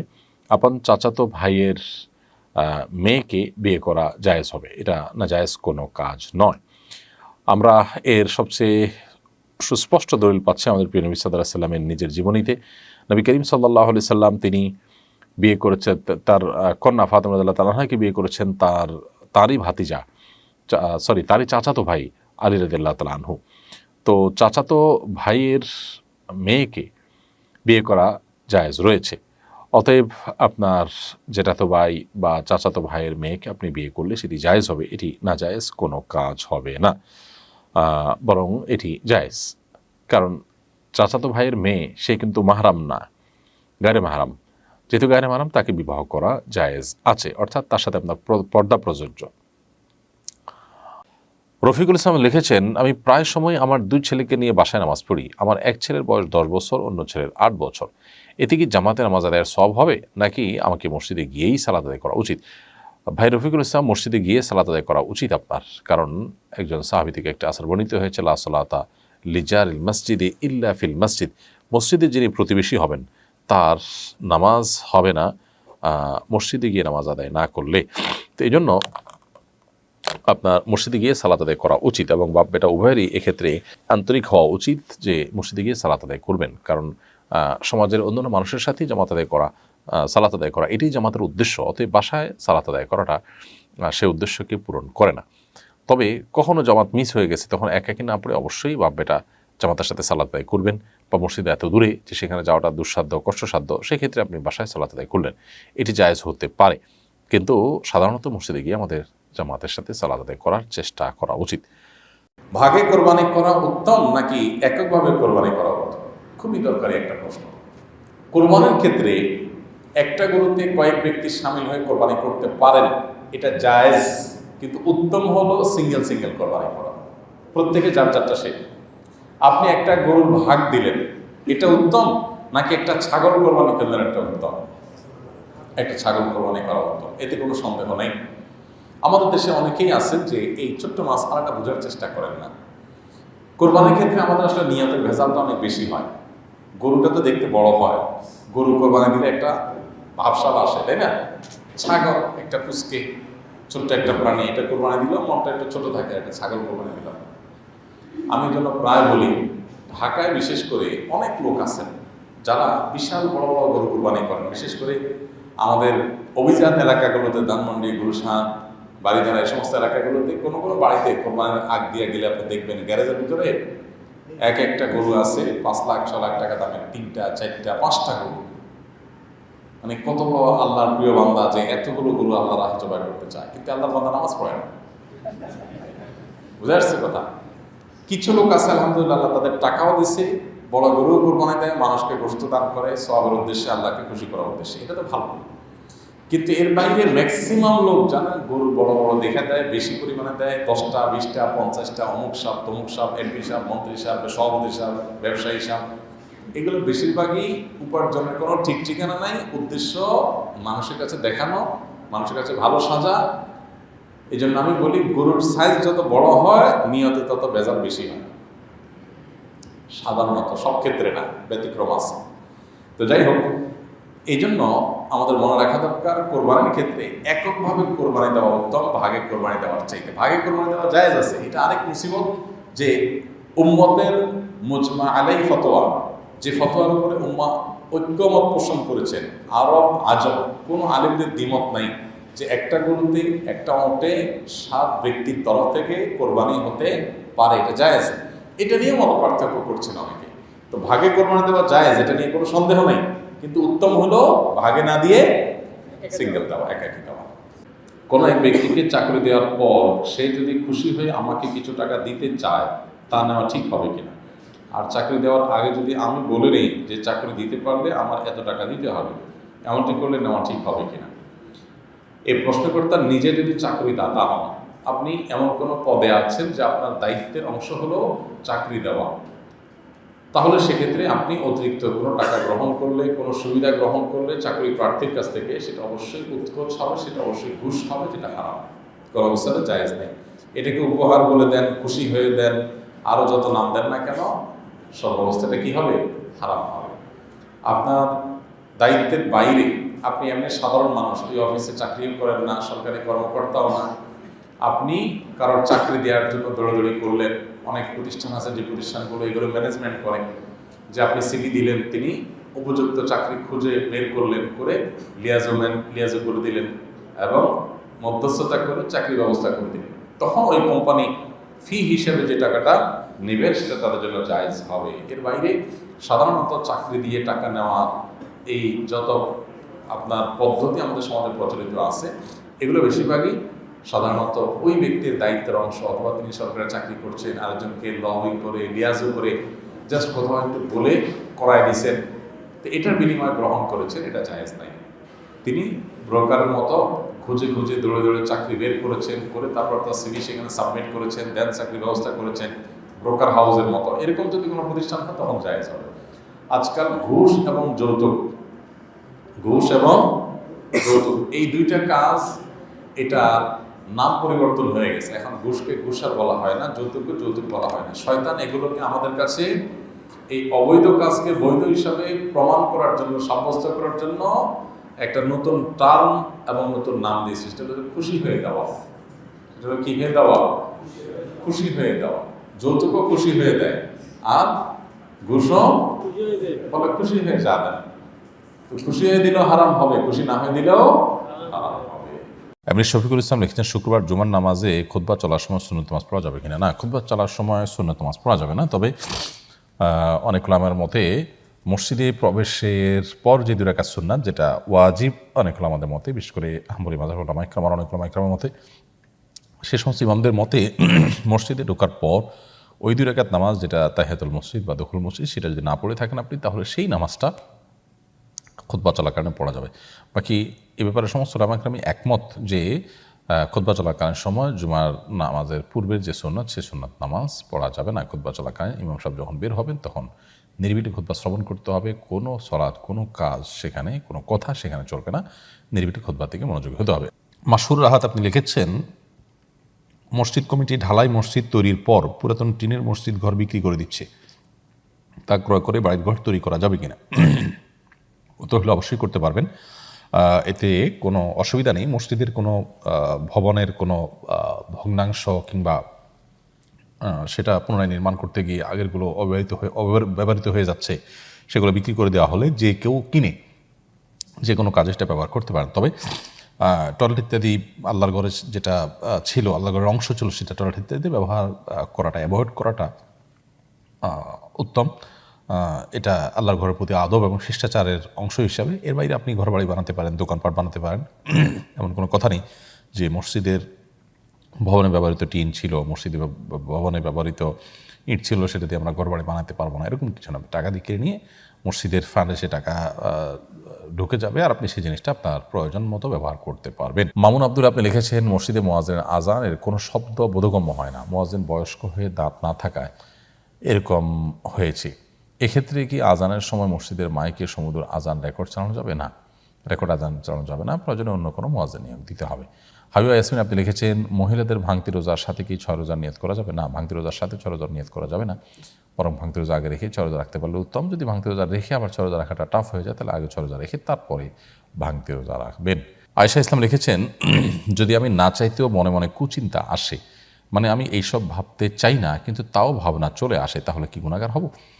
না, আপনার ইচ্ছার বাইরে যদি মনে বাজে চিন্তা চলে আসে, যেটা আসলে আপনার হাতে নয়, আপনার নিয়ন্ত্রণ নয়, আপনি ইচ্ছাকৃত কোনো খারাপ চিন্তা করতে চাচ্ছেন না কিন্তু চলে আসছে আপনার ইচ্ছার বাইরে, তাহলে সেক্ষেত্রে এর জন্য আপনার কোনো গুনাহ হবে না। কারণ আল্লাহ তাআলা মানুষকে নিজের সাধ্যের বাইরে কোনো কিছুর জন্য জবাবদিহি করবেন না। আল্লাহ তাআলা বলেছেন, লা ইউকাল্লিফুল্লাহু নাফসান ইল্লা উসআহা। কোনো মানুষকে আল্লাহ তাআলা তার সাধ্যের বাইরে কোনো কিছু চাপিয়ে দেন না। এজন্য আপনি ইচ্ছার বাইরে, আপনার নিয়ন্ত্রণের বাইরে মনে চলে আসছে, সেটার জন্য আপনি গুনাহগার হবেন না। তবে যখন এসে যায়, আপনি চেষ্টা করবেন যথাসম্ভব সেটাকে দূর করা।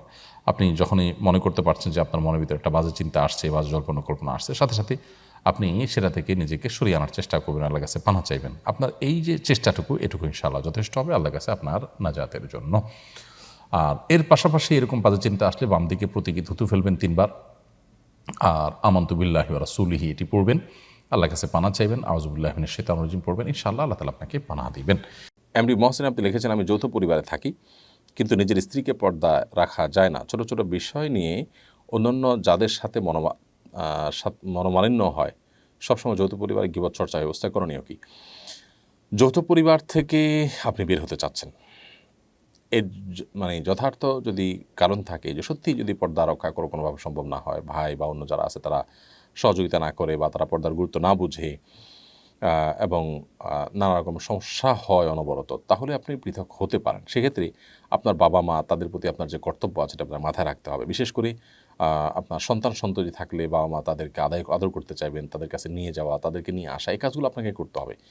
এর পাশাপাশি আপনি ফ্যামিলি ভিন্ন করতে পারেন, অবশ্যই বিশেষ করে পর্দার ব্যাপার থাকলে, হারাম থেকে বাঁচার জন্য হলে। আর যদি আপনি আসলে পৃথক হবেন, এগুলো জাস্ট এটা অজুহাত, চাইলে এগুলো থেকে আপনি বাঁচতে পারেন, তাহলে সেক্ষেত্রে আপনার জন্য এটা করাটা তখন জায়েজ হবে যখন আপনি আলাদা হয়েও বা আমার কোনো হক নষ্ট হচ্ছে না, কারোর কোনো হক নষ্ট হচ্ছে না, তাহলে সেক্ষেত্রে আপনার জন্য জায়েজ হবে। কিন্তু যদি বাবা মার সাথে থাকতে পারেন, তাদের সন্তুষ্ট অর্জন করতে পারেন এবং আপনার বড় কোনো উল্লেখযোগ্য সমস্যা আসলে না থাকে, সেরকম ঠুনকো অজুহাতে শুধু থাকে, তাহলে সেক্ষেত্রে থাকাটা আপনার জন্য অধিকতর উত্তম হবে, বিশেষ করে বাবা মার সন্তুষ্টির খাতিরে। আমাদের সমাজে যৌথ পরিবারে মানুষ থাকে, এর অন্যতম কারণ হলো আর্থিক অসঙ্গতি। এর বাইরে আরেকটা বিষয় হলো যে সামাজিকভাবে আমরা অভ্যস্ত পারিবারিকভাবে একত্রে থাকা, এর নানাবিধ উপকারী দিক আছে। হ্যাঁ, সেই সাথে আপনি যেটি বললেন যে ক্ষতিকর দিকও আছে। ক্ষতিকর দিকটা যদি প্রবল হয় এবং যদি আসলে কোনো অ্যাভয়েড করার কোনো সুযোগ না থাকে, তাহলে সেক্ষেত্রে অবশ্যই আপনি আলাদা করতে পারবেন। তবে যদি আপনি সেগুলোকে রিকভার করে বা আমার সাথে থাকতে পারেন, তারা সন্তুষ্ট হয়, তো সেটা অবশ্যই ভালো। এমডি মেহেদি হাসান ইমন আপনি লিখেছেন, আমার বন্ধু ড্রাইভিং লাইসেন্স বানিয়েছে, কিন্তু সে ড্রাইভিংয়ের কোনো পরীক্ষা দেয় নাই। সে দালালদের মাধ্যমে টাকা দিয়ে ড্রাইভিং লাইসেন্স করেছে। এখন সে এই লাইসেন্স দিয়ে হালাল পথে ইনকাম করলে তার ইনকাম হালাল হবে কিনা? ইনকাম হালাল হবে, কিন্তু তিনি যে কাজ করেছেন সেটি গুনাহের কাজ করেছেন। আল্লাহ তাআলা আমাদেরকে মাফ করুন। এর জন্য ইস্তেগফার করতে হবে, তওবা করতে হবে। জীবনে কখনো ইচ্ছাকৃতভাবে একান্ত নিরুপায় হয়ে দেয়ালে পিঠ ঠেকে গেছে, নিজে জুলুমের শিকার, সেখান থেকে বাঁচার জন্য তাকে ঘুষ দিতে হয়েছে, এরকম পরিস্থিতি ছাড়া তিনি ঘুষ দিতে যাবেন না। সামান্য একটু কষ্ট করতে হবে, সিরিয়াল ধরতে হবে, একটু পরিশ্রম করতে হবে, শিখতে হবে, জাস্ট এইটুকু থেকে বাঁচার জন্য যদি আমরা কেউ এরকম পদ্ধতি অবলম্বন করি, তাহলে সেটা নাজায়েজ হবে। অনেক সরকারি কাজে আমরা একটু ঝামেলা এড়াতে গিয়ে কিন্তু ঘুষ দিয়ে ফেলি। হ্যাঁ, কিছু কিছু কাজ আছে যেখানে হয়তো বা এমন কোনো ব্যক্তির হাতে আছে, এমন কোনো কাজ যেখানে আমি টাকা দেওয়া ছাড়া কাজটা হবেই না, আর যদি হতে যায় সেক্ষেত্রে আমার ভোগান্তি এত বেশি হবে যেটা সীমার বাইরে, এই লেভেলের সমস্যা হলে তখন ভিন্ন কথা। কিন্তু নর্মাল যে নেসেসারি কষ্ট, ধরুন আধা ঘন্টা 1 ঘন্টা সিরিয়াল ধরতে হবে, আমাকে একদিনের জায়গায় 2 দিন যেতে হবে, এই জিনিসগুলো মানে নিয়মেরই অংশ। তাহলে সেটা এড়াবার জন্য আমি ঘুষ দিয়ে যদি শর্টকাট ওয়েতে কাজ করে ফেলি, বিশেষ করে পরীক্ষা ইত্যাদি এড়াই, তাহলে সেক্ষেত্রে অবশ্যই এর কারণে গুনাহ হবে এবং ঘুষ দেওয়া, অনৈতিকতা, মিথ্যা, এসব অপরাধগুলো এখানে জড়িয়ে থাকবে। এই জন্য এগুলোর জন্য আল্লাহর কাছে ইস্তেগফার করতে হবে, ভবিষ্যতে না করার সংকল্প করতে হবে। তবে সেই লাইসেন্স দিয়ে পরবর্তীতে তিনি যদি সঠিকভাবে গাড়ি চালান এবং হালাল কাজ করেন, বৈধ কোনো কাজ করেন, তাতে ইনশাআল্লাহ বিদিনিল্লাহ তার উপার্জন হারাম হয়ে যাবে না। মাহমুদ রিমন আপনি লিখেছেন, আমার বয়স 25, আমার চুল পেকে গেছে, আমি কি কালো কলা ব্যবহার করতে পারবো? না, আপনি মেহেদি ব্যবহার করবেন এবং অন্য কোনো কালার প্রয়োজন ব্যবহার করবেন, কিন্তু কালো কলা ব্যবহার করবেন না। তোবা এআইডি থেকে আপনি লিখেছেন, আমার বাবা 1 মাস হলো ইন্তেকাল করেছেন, শুনেছি মেয়েরা কবরস্থানে যেতে পারে না, কিন্তু আমার বাবার কোনো ছেলে সন্তান নেই, আমরা 2 বোন। এমন কোনো লোক নেই যে আমার বাবার কবর জিয়ারত করবে, আর দেখে শুনে রাখার লোক নেই, আমাদের কি করণীয়? বন্ধুবা, আল্লাহ তাআলা আপনার বাবার প্রতি রহম করুন এবং তাকে জান্নাতুল ফেরদাউসের মেহমান হিসেবে কবুল করুন। আমরা মনে প্রাণে তার জন্য দোয়া করি।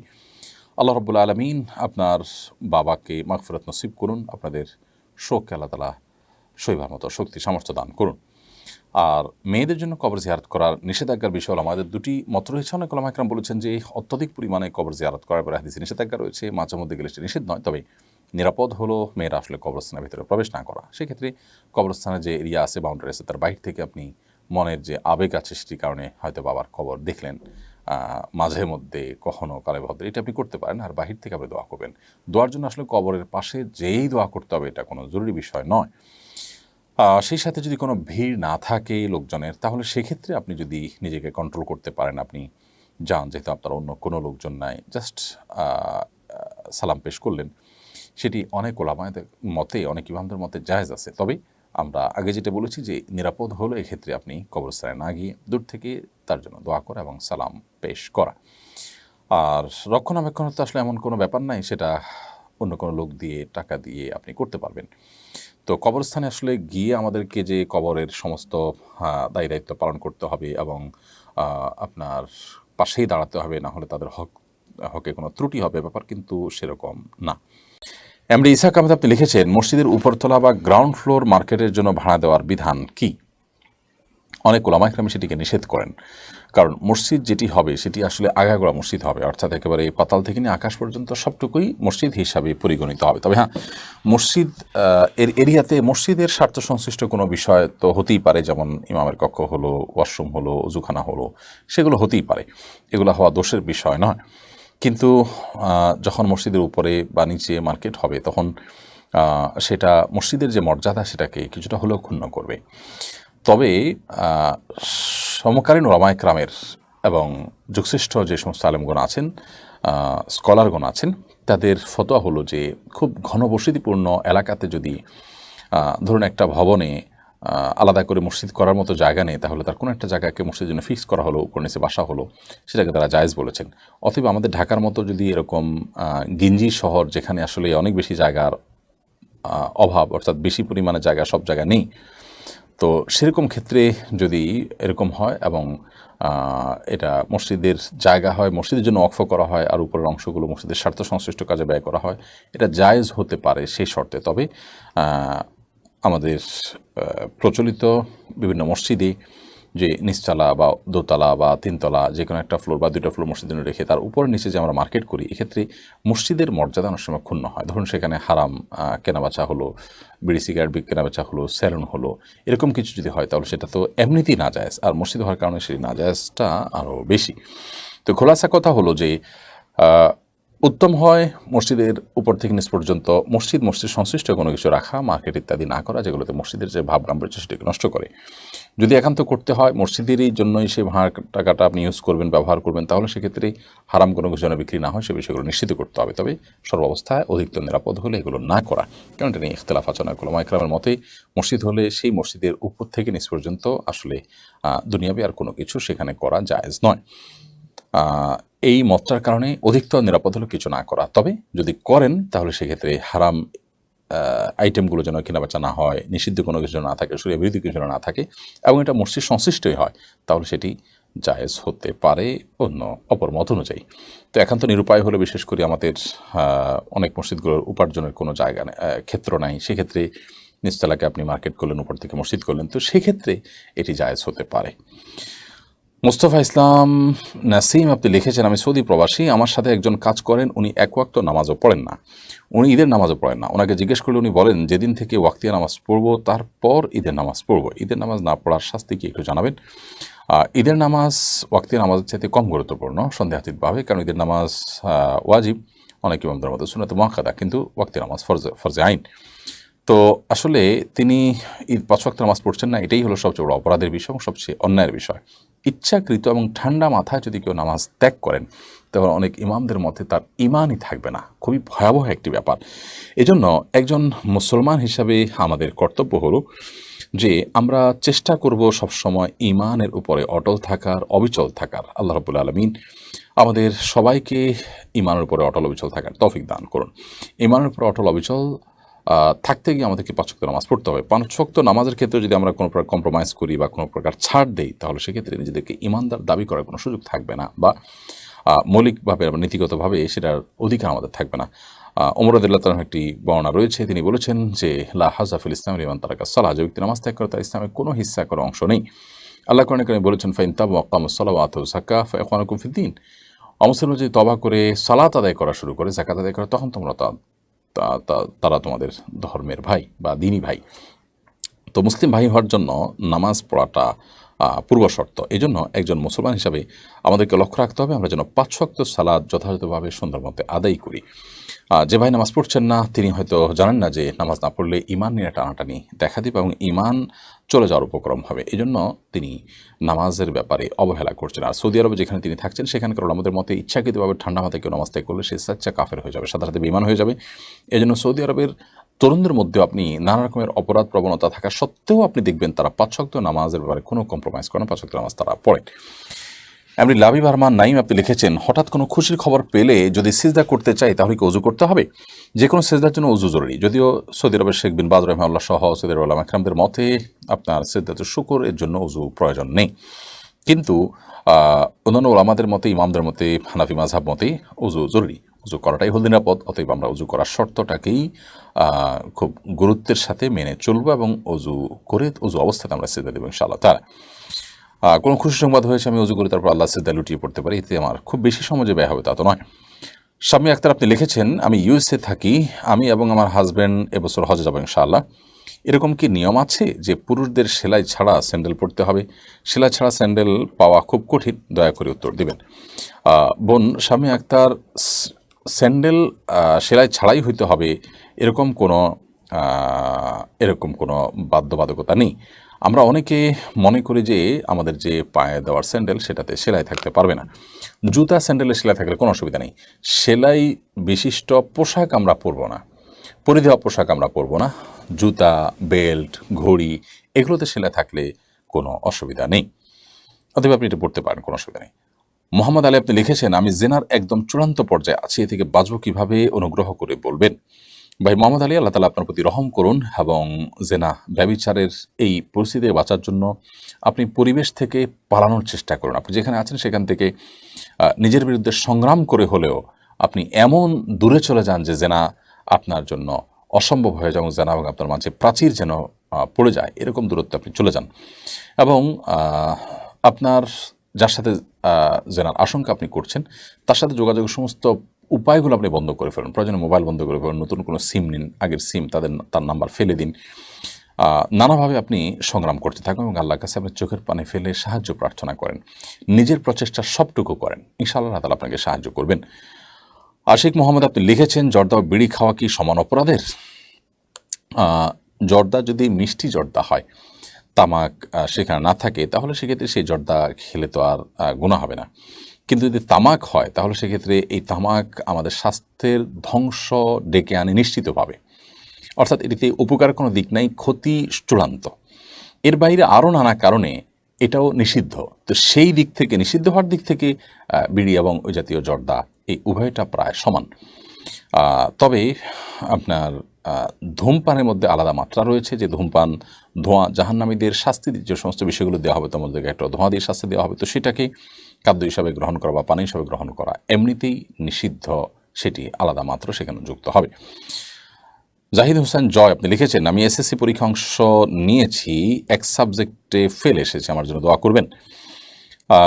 ভাই জাহিদ, আপনি মনোবল হারাবেন না, এক সাবজেক্টে ফেল হয়েছে, সামনের বছর আবার পরীক্ষা দিবেন সেই সাবজেক্টের জন্য ইনশাআল্লাহ।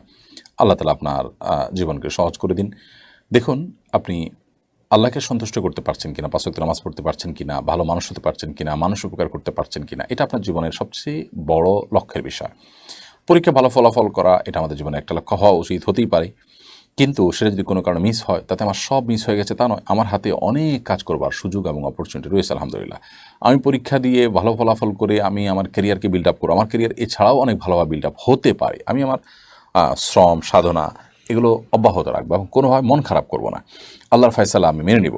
আমার পরীক্ষা ভালো হয়নি, এটাকে আমি সন্তুষ্টিতে মেনে নিলাম, সবর করলাম, করে আমার পড়াশোনা এবং কাজে আমি পরিপূর্ণ মনোযোগ দিতে পারলাম, এটা আরেকটা পরীক্ষা। সেই পরীক্ষায় পাশ করাটা, সফল হওয়াটা আমাদের জন্য আরও বেশি গুরুত্বপূর্ণ। শেখ রাফি আপনি বলেছেন, আপনি লিখেছেন, একা নামাজ পড়ার সময় কি একামত দেওয়া জরুরি? জরুরি নয়, তবে একা নামাজ পড়লেও একামত দিয়ে নামাজ পড়া সুন্নাহ। নবী করিম সাল্লাল্লাহু আলাইহি ওয়াসাল্লাম একটা হাদিস রয়েছে, কোনো এক ব্যক্তি তিনি তার পশু লালন পালন বা রাখালি করতে করতে পাহাড়ের চূড়ায় চলে গেছেন এমন একটা জায়গায় যেখানে অন্য কোনো মানুষজন নেই, সেখানে তিনি যদি আজান দেন এবং একামত দিয়ে নিজে নিজে সেখানে সালাত আদায় করেন তাহলে তার জন্য সুসংবাদ দিয়েছেন নবী করিম সাল্লাল্লাহু আলাইহি ওয়াসাল্লাম। তো এখান থেকে বোঝা যায় যে একাকী যদি নামাজ পড়ে তাহলে তিনি একামত দিয়ে নামাজ পড়বেন এবং ইমামের মতো করে রুকুর উঠা বাসা তাকবীরগুলো তিনি উচ্চস্বরে পড়বেন, কেন যেন তিনি ইমামতি করছেন, এভাবে পড়বেন। কেন? যাতে করে তার এই আওয়াজ শুনে অন্য কেউ তার সাথে এসে সামিল হতে পারেন, আমাদের মধ্যেখানে তার সাথে এসে জামাতে যুক্ত হতে পারেন, এই জন্য তিনি এমনটি করবেন। এটা করাটা মুস্তাহাব, তবে এটা জরুরি নয়। মাহমুদুল হাসান লিখেছেন, পাঠ্যপুস্তক থেকে শরীফার গল্প বাদ দেওয়ার সুপারিশ করেছে সংক্রান্ত বিশেষজ্ঞ কমিটি, বিষয়টাকে আপনি কিভাবে দেখেন? ভাই মাহমুদুল হাসান, খুবই গুরুত্বপূর্ণ একটি প্রশ্ন আপনি করেছেন। আলহামদুলিল্লাহ, খুবই আনন্দের বিষয় যে পাঠ্যপুস্তক থেকে শরীফার গল্প বাদ যাওয়ার সুপারিশ করেছেন এই সংক্রান্ত বিশেষজ্ঞ কমিটি। এই তো পূর্বে আমরা দেখেছি যে শিক্ষা মন্ত্রণালয় থেকে একটি কমিটি করে দেওয়া হয়েছে, যে কমিটির আহ্বায়ক ছিলেন ইসলামী আরবি বিশ্ববিদ্যালয়ের মাননীয় উপাচার্য ডক্টর আব্দুর রশিদ স্যার ছিলেন এটার আহ্বায়ক, সেই সাথে ডক্টর কফিলউদ্দিন সরকার সালিহি, যিনি ইসলামী ফাউন্ডেশনের গুরুত্বপূর্ণ দায়িত্বে রয়েছেন, গভর্নর হিসেবে রয়েছেন, তিনিও আছেন এবং আরও অনেক গুরুত্বপূর্ণ ব্যক্তিবর্গ আছেন। ঢাকা আলিয়ার প্রিন্সিপাল তিনি আছেন, আমি যদি ভুল না করে থাকি, আরও বিভিন্ন ব্যক্তিবর্গ আছেন। তো শরীফার গল্প এটা আমাদের পাঠ্যপুস্তকে দেয়া হয়েছে হিজড়ার খোলসে। ট্রান্সজেন্ডার গল্পটার পুরাটাই হলো ট্রান্সজেন্ডার, অর্থাৎ ট্রান্সজেন্ডার হতে পারে ছেলে মেয়েদেরকে তাদের লিঙ্গ পরিবর্তনের জন্য এক ধরনের উৎসাহ দিয়ে তাদেরকে এটাতে উদ্বুদ্ধ করার জন্য এই গল্প যুক্ত করা হয়েছে। অতএব সন্দেহাতীতভাবে এই গল্প এবং এই গল্পের মূল উদ্দেশ্যই হলো যে ট্রান্সজেন্ডারের উপরে ভর করে বা এই শব্দের মাইন্ডপ্যাচের মধ্য দিয়ে সমকামিতাকে প্রমোট করা। দিনের আলো মতো পরিষ্কার, পুরো গল্পটা পড়লে আমাদের কারো বুঝতে অসুবিধা হওয়ার কথা নয়। এই গল্পটার গত বছরের যে প্যাটার্ন ছিল সেই প্যাটার্ন আর এই বছরের প্যাটার্ন একই, শুধুমাত্র সামান্য চেঞ্জ করা হয়েছে। এবং এই জিনিসটি যে আসলে তৃতীয় লিঙ্গের মানুষের অধিকারের কথা বলা হচ্ছে, আসলে এটা যে সেটা নয়, সেটা বুঝবার জন্য খুব পণ্ডিত হওয়ার প্রয়োজন নেই, খুব সহজে সাদা চোখে সেটি বোঝা যায়। এটা নিয়ে আমরা এর আগে বহুবার কথা বলেছি। তো বাচ্চাদের মধ্যে সমকামিতাকে পুশ করবার জন্য বন্ধু সোশ্যাল এবং তাদের পেছনে থাকা গডফাদার বিভিন্ন এনজিও, বড় এনজিওগুলো তারা কাজ করছে। তো এরকম পরিস্থিতিতে সরকারের সংশ্লিষ্ট মহলকে ভুল বুঝিয়ে বিভ্রান্ত করে যারা ঘোলাপাড়িতে মাছ শিকার করার চেষ্টা করেছে, আলহামদুলিল্লাহ বিশেষজ্ঞ কমিটি তারা সুপারিশ করেছেন সেই গল্পকে বাদ দেওয়ার। এর মাধ্যমে তাদের সে চক্রান্ত নস্যাৎ হলো। তবে স্বাস্থ্য সুরক্ষা বই এখনও অনেক বিষয় আছে যে নিরাপদ স্পর্শের নামে যা বলা হচ্ছে সেটা হলো জেনা এবং ব্যভিচার এবং অসামাজিক কার্যকলাপ, আমাদের সন্তানদেরকে ধ্বংস করার নামান্তর। ইতিমধ্যে আমরা দেখেছি ইংল্যান্ডের একজন মন্ত্রী শিশুদেরকে যৌন শিক্ষা দেওয়ার বিরোধিতা করেছেন এবং এটি আমাদের সমাজকে, পরিবারকে ধ্বংস করে দেয়, তাদের সহজাত লজ্জাকে নষ্ট করে দেয়। এই জিনিসটা তারা বুঝেছেন অনেক পরে এসে। আমরা এখনও পর্যন্ত আলহামদুলিল্লাহ খুব ভালো একটা জায়গায় আছি পারিবারিকভাবে, সামাজিকভাবে। আমাদেরকে ধ্বংস করবার জন্য যারা চক্রান্ত করছে এদের বিরুদ্ধে আমাদের সোচ্চার হতে হবে, সংশ্লিষ্ট মহলকে সচেতন হতে হবে, আরও সতর্ক হতে হবে। স্বাস্থ্য সুরক্ষা বইয়ের আরও যে সমস্ত আপত্তিকর বিষয়গুলো আছে সেগুলো বাদ দিতে হবে এবং যেটুকু হয়েছে তার জন্য অবশ্যই আমরা সাধুবাদ জানাই সংশ্লিষ্ট মহলকে। আল্লাহ তাআলা তাদেরকে এটি বাস্তবায়ন করার তৌফিক দান করুন। এটি অত্যন্ত আনন্দের একটি সংবাদ। আমরা যে কোনো অন্যায় অনাচারের বিরুদ্ধে প্রত্যেকে শান্তিপূর্ণভাবে, যৌক্তিকভাবে আমাদের যার যার মতামতগুলো তুলে ধরবো একযোগে, যাতে ইনশাআল্লাহ বিদিনিল্লাহ অন্যায় অনাচারকারী এবং কুচক্রী মহল যারা বাহির থেকে কোটি কোটি বরং মিলিয়ন বিলিয়ন ডলারের ফান্ড যারা পেয়ে থাকেন, তারা সেগুলো পেয়ে আমাদের সমাজকে নষ্টামের পথে নিয়ে যেতে পারবে না ইনশাআল্লাহ। তারা